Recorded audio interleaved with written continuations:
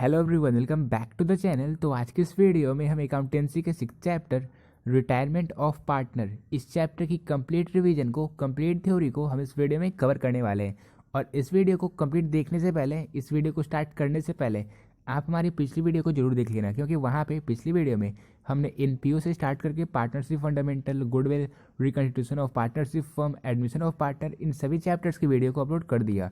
And I always prefer chapter wise revision, so that सबसे पहले उन सारी वीडियोज़ को देख लो, फिर इसके बाद रिटायरमेंट ऑफ पार्टनर की वीडियो को देख लेना।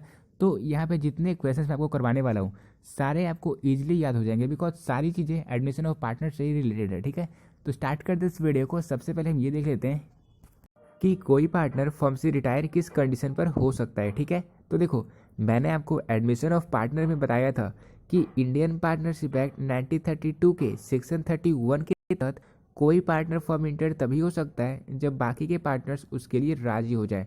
मतलब after the consent of all the existing partners a new partner can be entered in the firm.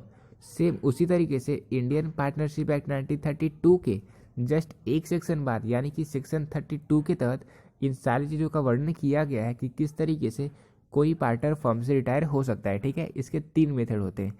एक तो ये हो गया if there is an agreement to that effect, यानी कि पार्टनरशिप डीड में जो एग्रीमेंट हमने तय किया था, हम ये मानकर चल रहे हैं कि 2023 में 1 जनवरी को जो हमारा बी पार्टनर है ये फर्म से रिटायर होगा।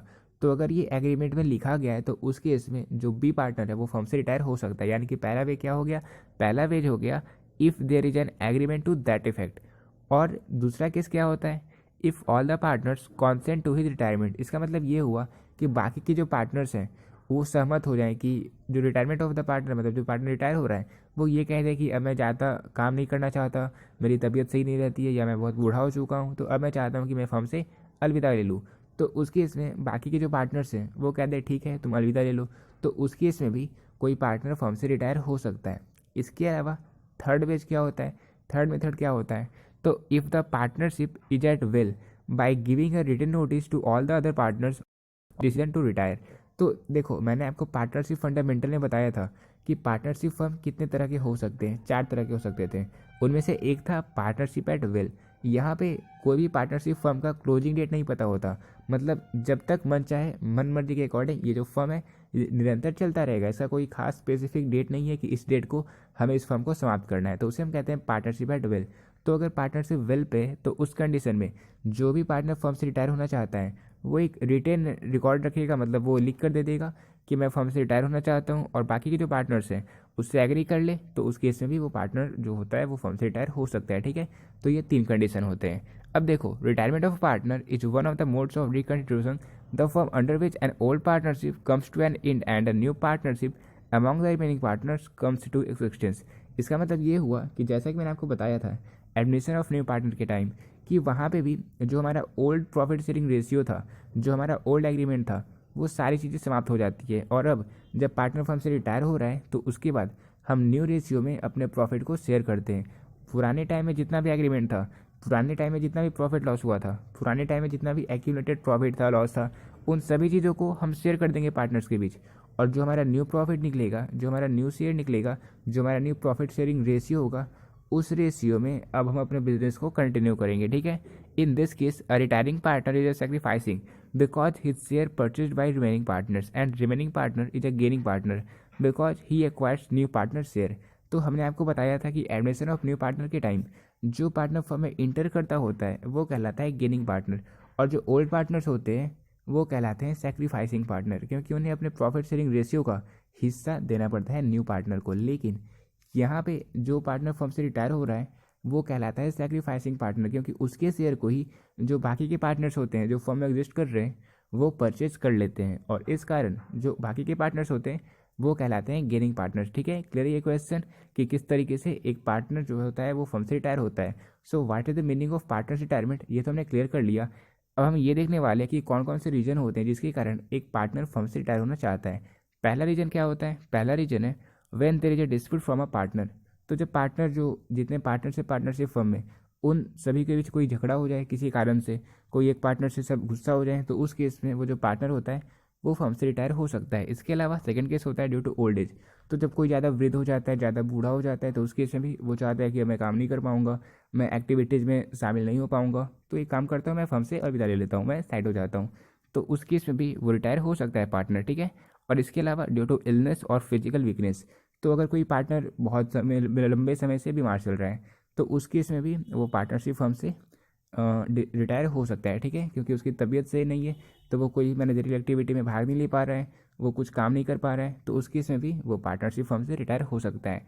इसके अलावा फोर्थ पॉइंट होता है due to being a fixed date in partnership, यानी कि पार्टनरशिप में ये चीज़ पहले से तय था कि इस पार्टनर को इतने टाइम के बाद फर्म को रिटायर करना पड़ेगा, फर्म से रिटायर होना पड़ेगा, तो उस केस में भी पार्टनर को फर्म से रिटायर होना पड़ता है, ठीक है।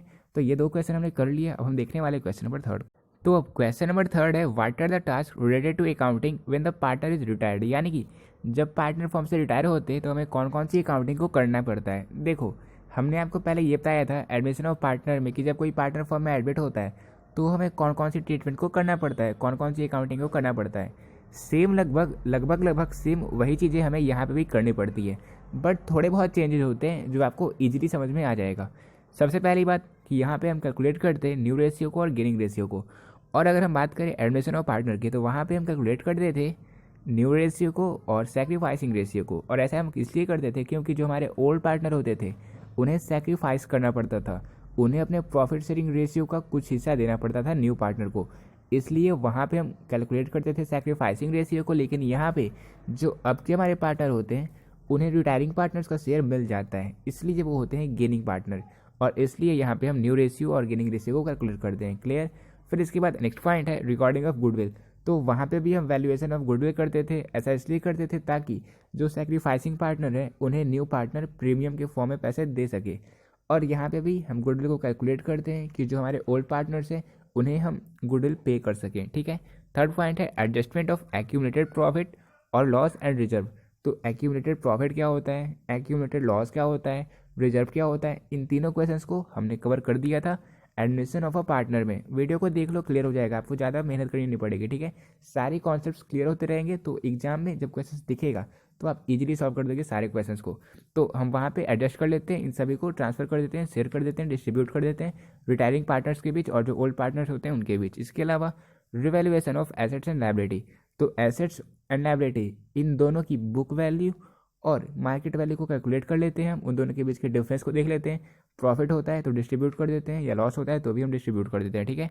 और इसके बाद payment to a retiring partner, तो जो भी पैसे बचते हैं, जो भी प्रॉफिट निकलता है साल के अंत तक का, जब तक पार्टनर फर्म में थे तब तक के प्रॉफिट को हम शेयर कर देते हैं, पार्टनर्स को पे कर देते हैं, ठीक है। फिर इसके बाद adjustment of joint life policy, तो इसकी कुछ एंट्रीज मैंने आपको दिखाई थी पिछली वीडियो में, तो यहाँ पे हम ज्वाइंट लाइफ पॉलिसी को भी एडजस्ट कर देते हैं और इसके बाद कैपिटल को भी एडजस्ट कर देते हैं, ठीक है। वो जो ओल्ड पार्टनर था उसका खत्म हो जाता है सब कुछ, और जो न्यू बाकी के पार्टनर्स होते हैं उन सभी के साथ फर्म को कंटिन्यू करते हैं, ठीक है।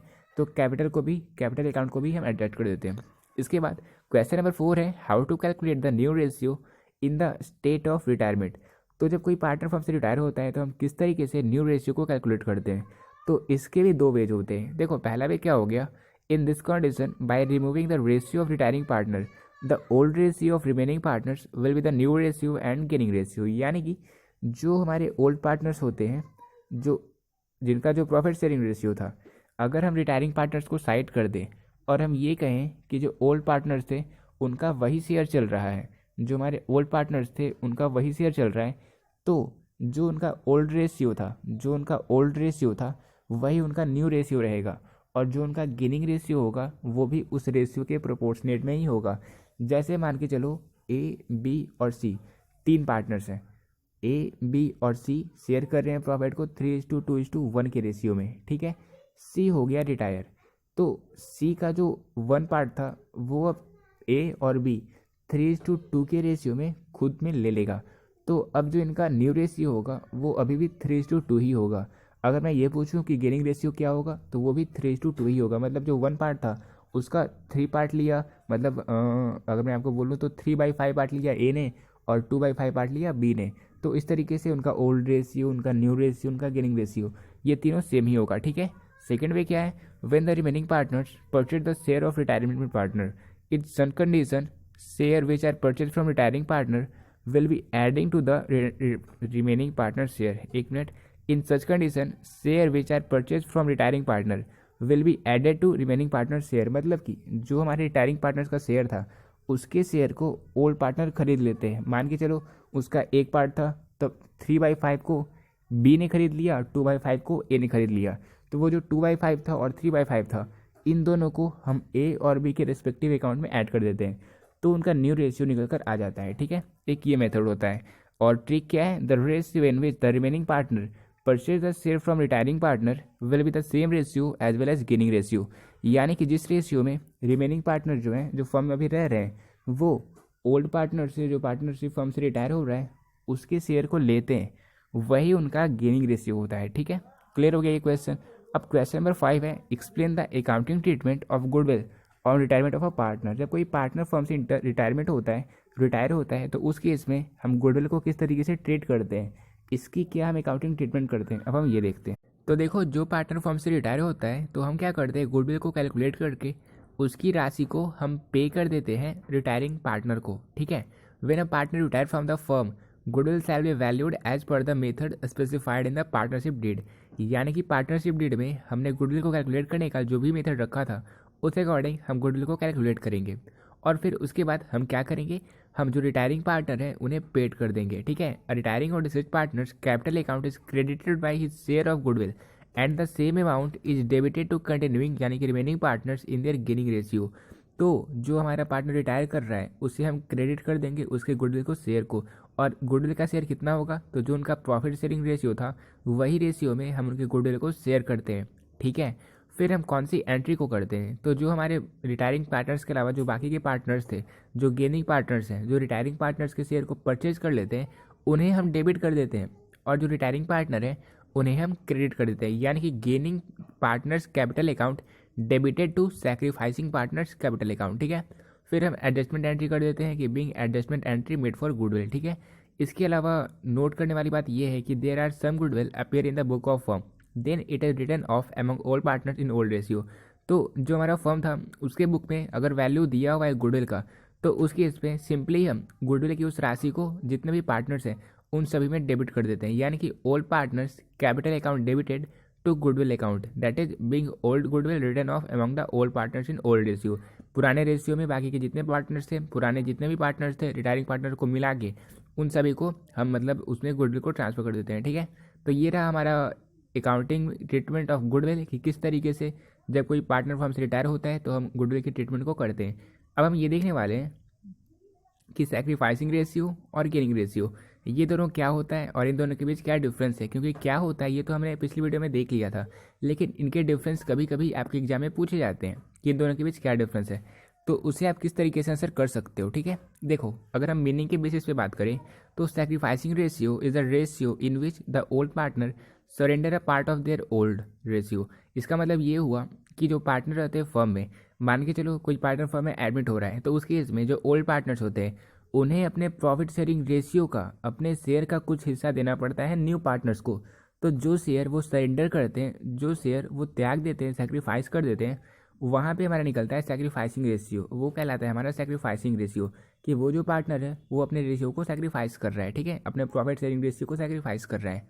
गेनिंग पार्टनर क्या होता है, गेनिंग रेशियो क्या होता है, तो देखो, जब कोई पार्टनर फर्म से रिटायर होता है तो उस केस में जो बाकी के रिमेनिंग पार्टनर्स होते हैं वो उसके शेयर को परचेज कर लेते हैं। ठीक है, तो इस तरीके से निकलता है हमारा गेनिंग रेशियो। जो रिमेनिंग पार्टनर्स होते हैं वो ओल्ड पार्टनर्स जो रिटायर हो रहे हैं फर्म से, उनके शेयर को परचेज कर लेते हैं, तो उन्हें गेन होता है, यानी कि उनका जो प्रॉफिट शेयरिंग रेशियो था अब बढ़ जाता है। तो इसलिए यहाँ गेनिंग रेशियो को। इसके अलावा अगर कैलकुलेटिंग की मेथड की बात करें, मतलब हम कैलकुलेट किस तरीके से करते हैं, तो सैक्रिफाइसिंग रेशियो को कैलकुलेट करने के लिए हम ओल्ड रेशियो से माइनस कर देते हैं न्यू रेशियो को।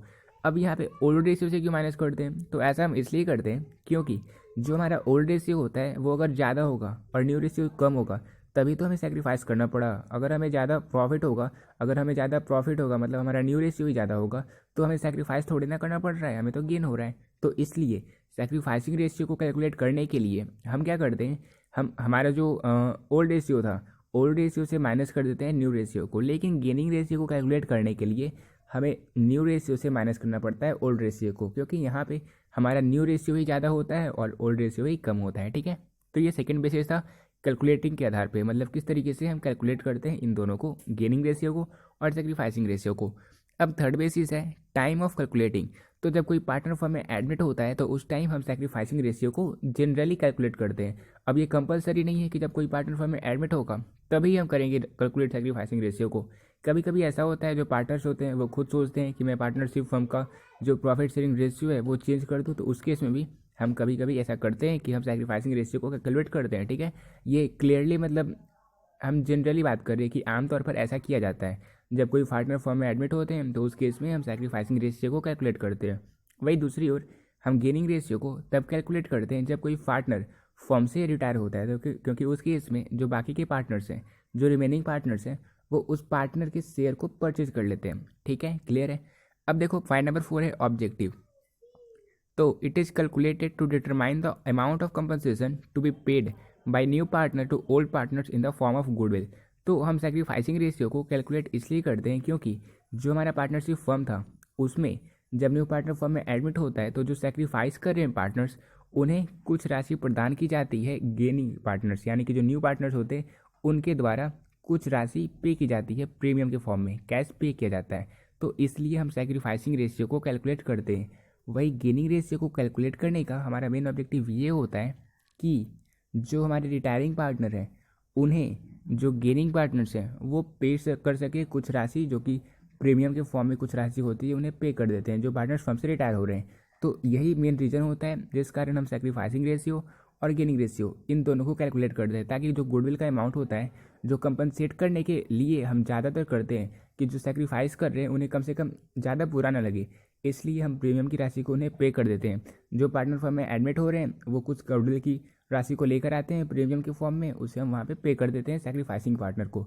इसके अलावा जो पार्टनर फर्म से रिटायर हो रहा है तो जो गेनिंग पार्टनर है वो कुछ राशि उसे दे देते हैं प्रीमियम के फॉर्म में। ठीक है, क्लियर हो गया सेक्रीफाइसिंग रेशियो और गेनिंग रेशियो इन दोनों के बीच क्या डिफरेंस है। और देखो अगर आप इस फाइल की पीडीएफ को डाउनलोड करना चाहते हो, मतलब आप रिटायरमेंट ऑफ पार्टनर की कंप्लीट थ्योरी के नोट्स को पीडीएफ फॉर्म में डाउनलोड करना चाहते हो तो आप लोग डिस्क्रिप्शन बॉक्स चेक करना। इसके अलावा आप कमेंट सेक्शन भी चेक कर सकते हो, वहाँ पे मैंने इस पीडीएफ का लिंक शेयर कर दिया है। ठीक है, तो आप क्लिक करना उस लिंक पे और लिंक पर क्लिक करोगे तो ये जो फाइल होगा वो ओपन होगा। हालांकि फ़ाइल पासवर्ड प्रोटेक्टेड है और फाइल का पासवर्ड क्या रखना चाहिए, चलो मैं अपने स्टूडेंट्स के नाम पर ही पीडीएफ का पासवर्ड रखूँगा। ठीक है, तो मैं आज से बहुत सारे बच्चे मेरे चैनल से जुड़े हुए हैं, तो इस पीडीएफ का पासवर्ड होगा RISABH, यानी कि रिसर्व। ठीक है, शॉर्ट में टाइप करना रिसर्व, ये फाइल ओपन हो जाएगा। इसके अलावा देखो जो बाकी के क्वेश्चन थे जो हमने एडमिशन ऑफ पार्टनर में करे थे, जैसे एक्यूमुलेटेड प्रॉफिट, एक्यूमुलेटेड लॉस, इन सभी को हम किस तरीके से ट्रीट करते हैं, इनकी क्या एंट्री करते हैं, और इसके अलावा जब हम एसेट्स और लायबिलिटी को रिवैल्यू करते हैं तो हम कौन सी एंट्रीज करते हैं, इसके अलावा जॉइंट लाइफ पॉलिसी की एंट्रीज क्या होती है, तो इन सभी को मैंने एडमिशन ऑफ पार्टनर में करवा ही दिया। तो फिर से मैं यहाँ पे इन सारी चीज़ों को नहीं बताऊँगा। मैं नहीं चाहता कि आप मेरी वीडियो देखते रहो एक चीज़ को पढ़ते रहो, नहीं, एक बार में मैं सिर्फ एक चीज़ को पढ़ाऊँगा और जब वो एक चीज़ आपने पढ़ लिया फिर मैं उसे रिपीट नहीं करूँगा, वो आपको खुद से रिवाइज करने का काम है। ठीक है, तो ये तो क्लियर हो गया। हमने बता दिया था आपको पिछले वीडियो में ही कि किस तरीके से आप एक्यूमुलेटेड प्रॉफिट, एक्यूमुलेटेड लॉस को ट्रांसफर कर सकते हो, इन सारी चीज़ों को कर सकते हो। रिवैल्यूएशन अकाउंट क्या होता है, नॉमिनल अकाउंट होता है, ये क्या चीज़ में इसमें हम क्या चीज़ को रिकॉर्ड करते हैं, जो हमारे एसेट्स एंड लायबिलिटी होते हैं उनके रिवैल्यूड फिगर को रिकॉर्ड करते हैं। तो ये सारी चीज़ें मैंने आपको क्लियर कर दी थी, आप लोग देख लेना उस वीडियो को, क्लियर हो गया होगा। ठीक है, 7 नंबर क्वेश्चन है, mention the different ways in which the amount due to the retiring partner is paid to him. इसका मतलब ये हुआ कि जो हमारे रिटायरिंग पार्टनर हैं उन्हें हम किस तरीके से उनकी राशि जो उन्हें पे करनी है पे करते हैं। देखो इनके कई मेथड होते हैं। ठीक है, एक मेथड ये हो गया कि हम उन्हें कैश में ट्रांसफ़र कर देते हैं पैसे, मतलब जो पैसे उन्हें चाहिए होते हैं, जो पैसे उनके बनते हैं, उन पैसे को हम कैश में शेयर कर देते हैं, यानी कि the entire amount due to the retiring partner is paid in cash. और एक मेथड ये होता है कि हम उनके लोन अकाउंट को बनाकर वहाँ पे उन्हें पे कर देते हैं, जैसे the entire amount due to the retiring partner may be transfer to his loan account. और एक मेथड ये भी होता है कि जितना कैश है हमारे पास हमने कैश दे दिया और इसके अलावा हम बाकी के राशि को लोन अकाउंट में ट्रांसफ़र कर दिए, जैसे a part of the amount due may be paid to the retiring partner and the balance may be transfer to his loan account. और देखो अगर आपके क्वेश्चंस में ये कम्प्लीटली दिया हुआ नहीं है कि हमें किस तरीके से ट्रीट करना है, तो उस केस में हम कैश में पैसे दे देंगे अगर हमारे पास उतना कैश होगा। तो अगर हमारे पास उतना कैश होगा जितना हम रिटायरिंग पार्टनर्स को पेड करना है तो हम डायरेक्टली कैश में पेड कर देंगे, अगर क्वेश्चंस में इसके बारे में कुछ नहीं कहा गया है। अगर क्वेश्चन में कुछ कहा गया है कि आपको लोन अकाउंट में ट्रांसफर करना है तो उस केस में हम लोन अकाउंट में ट्रांसफर करेंगे, ठीक है, पैसे को। अब हम किस तरीके से जर्नल एंट्रीज को करते हैं, तो देखो, अगर हमने कैश में पेड किया तो हम रिटायरिंग पार्टनर्स के कैपिटल अकाउंट को डेबिट करते हैं और कैश अकाउंट को क्रेडिट कर देते हैं, ठीक। फिर हम नरेशन करते हैं being payment made to retiring partners. इसके अलावा अगर हम लोन अकाउंट में ही उस अमाउंट को ट्रांसफर कर रहे हैं तो हम रिटायरिंग पार्टनर्स के कैपिटल अकाउंट को डेबिट कर देते हैं और क्रेडिट कर देते हैं रिटायरिंग पार्टनर्स के लोन अकाउंट को, यानी कि retiring partners capital account debited to retiring partners loan account, ठीक है। फिर हम नरेशन दे देते हैं कि being amount due to retiring partner transfer to his loan account. फिर कभी कभी ऐसा होता है कि हम पेमेंट को इंस्टॉलेशन के बेसिस पे करते हैं, तो इंस्टॉलमेंट में करने पर जो इंटरेस्ट बनता है उस इंटरेस्ट को हम किस तरीके से रिकॉर्ड करते हैं, हम इंटरेस्ट अकाउंट को डेबिट करते हैं और रिटायरिंग पार्टनर्स के लोन अकाउंट को कर देते हैं क्रेडिट, ठीक है।